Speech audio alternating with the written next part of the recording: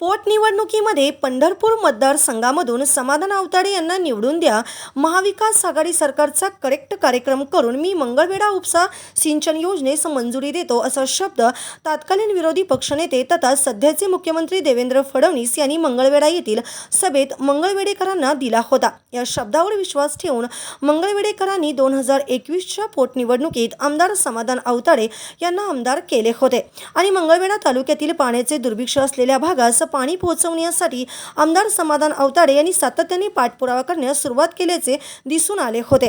13 मार्च 2024च्या झालेल्या मंत्रिमंडळाच्या बैठकीत या योजनेस मंजुरी देऊन मंगळवेढेकरांना दिलेला शब्दही फडणवीस सरकारने पूर्ण केला होता।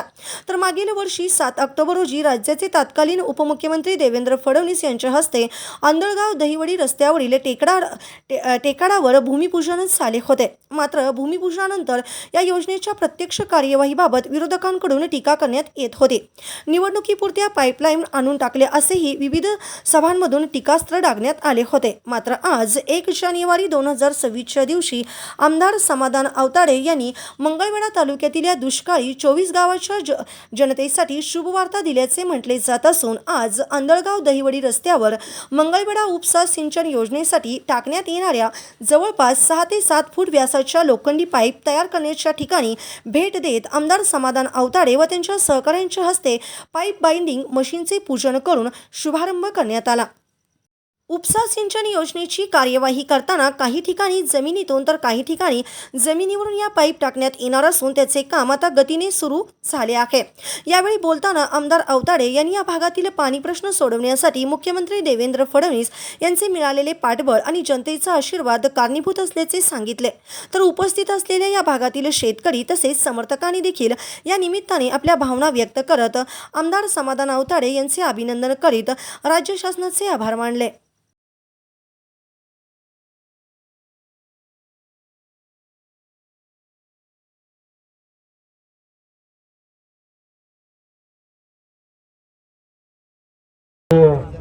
मंगळवेढा उपसा सिंचन योजनेच्या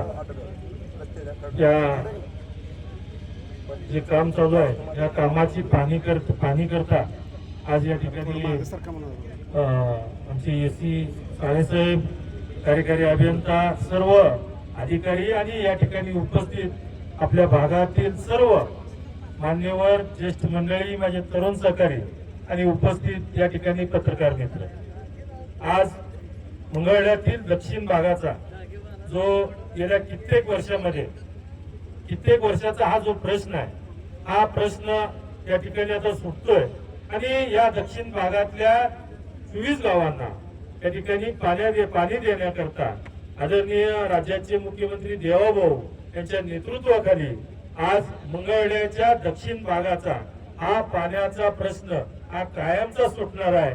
आज या ठिकाणी पाणी करत असताना इथं सध्या पहिल्या टप्प्याचं काम आता चालू झालेलं आहे, दुसऱ्या टप्प्याचंही काम त्या ठिकाणी आता काही दिवसात त्याचंही चालू होत आहे, साथोसाथ दुसऱ्या टप्प्याचं आणि तिसऱ्या टप्प्याचं लगेच मार्चच्या दरम्यान पर्यंत तिसऱ्या टप्प्याचंही काम ते चालू होईल। असं जवळजवळ 700 कोटीची ही योजना ही आता कार्यान्वित चालू झालेली आहे आणि त्याचं काम सुद्धा आपण सर्वजण या ठिकाणी पाहिलेलं आहे। त्यामुळं लवकरात लवकर माझ्या सर्व मंगळवेढ्यातील दक्षिण भागातील लोकांना त्या ठिकाणी शेतीला, जनावरांच्या पाण्याला किंवा पिण्याचं पाणी या समस्या या कायमस्वरूपी सुटणार आहेत। आजपर्यंत आम्हालाही वाटत होतं की आमचा दुष्काळाचा जो कपाळावरचा कलंक आहे, हा कलंक कधी पुसणार आहे, त्याचाही प्रश्न आम्हाला कायम भेडसावत होता। प्रत्येक राजकीय माणसाने येऊन या ठिकाणी इथं आश्वासनं दिली, पण आश्वासनाची पूर्तता या ठिकाणी आतापर्यंत झाली नाही। परंतु आदरणीय या राज्याचे मुख्यमंत्री देवाभाऊ यांच्या नेतृत्वाखाली त्यांचा शब्द या इथल्या जनतेने या ठिकाणी ऐकला आणि ऐकल्यानंतर त्याच ठिकाणी या शब्दाची सुद्धा उतराई व्हावी याकरता देवाभाऊंनी आपल्यावरती सुद्धा जे प्रेम दाखवलं।